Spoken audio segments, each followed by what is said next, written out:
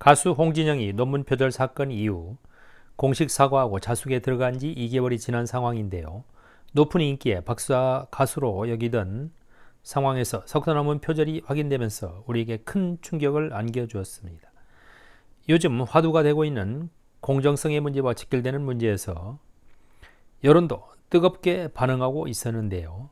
2개월이 지난 지금 상황은 어떻게 전개되고 있을까요? 홍진영 사과 2달 만에 벌써 몸풀기 시작했나?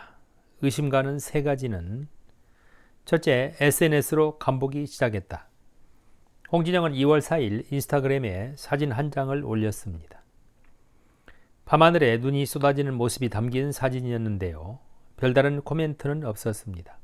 사건 이후 2달 만에 홍진영이 SNS를 재개하자 다양한 반응이 나왔습니다. 그녀를 응원하겠다는 이들과 아직 복귀는 이르다는 이들로 나뉘었죠. 이런 반응 속에 홍진영이 과연 복귀하려는 것인지 눈길이 쏠리고 있습니다.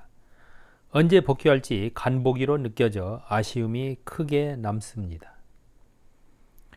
둘째, 일부 광고에 계속 출연하고 있다. 가끔 뉴스 채널 방송을 보는데 홍진영 출연 건강식품 광고가 계속해서 나오고 있고 인터넷 배너 광고에도 계속해서 노출되고 있어 의아하게 생각했었는데요.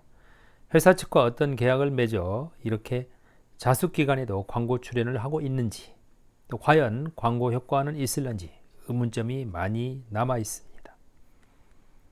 셋째, SBS 특별방송 버젓이 출연하다. SBS는 지난 14일 AI 대 인간에도 홍진영이 출연했는데 제작진은 그의 출연 분량을 최소한으로 한 채 방송 전 사과문을 내며 방송을 강행했습니다. 제작진은 출연자인 홍진영 씨가 녹화 완료 후 논문 표절로 모든 방송에서 하차하는 일이 발생했다며 제작진은 작곡 편의 방송을 놓고 많이 고민했고 해당 녹화분을 폐기하기엔 이 프로그램의 진짜 주인공인 AI 개발자와 작곡가가 6개월간 땀 흘린 노력이 수포가 된다. 그의 분량을 최소화했다고 밝혔습니다.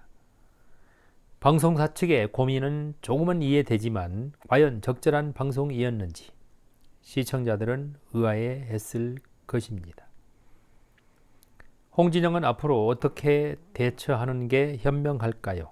첫째, 일정한 자숙 기간이 필요하다. 사과문 발표 후 2개월 만에 SNS를 재개하고 간보기에 나선 것은 너무 성급하지 않았나 생각되는데요.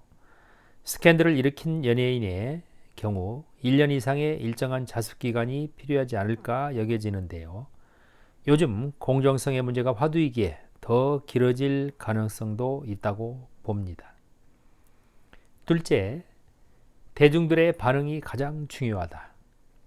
가장 중요한 문제는 이번 사태를 바라보는 대중들의 반응일 텐데요. 아직은 시기상조 분위기인 것처럼 느껴집니다. 병역 문제나 학폭, 논문 표절 등은 판단 기준이 엄격해지고 높아져 있기 때문인데요. 대중들의 호의적인 반응을 얻기 위한 기부, 봉사 활동이 요청됩니다. 여러분과 함께 즐거움을 나누고자 합니다. 구독과 좋아요 잊지 마세요. 감사합니다.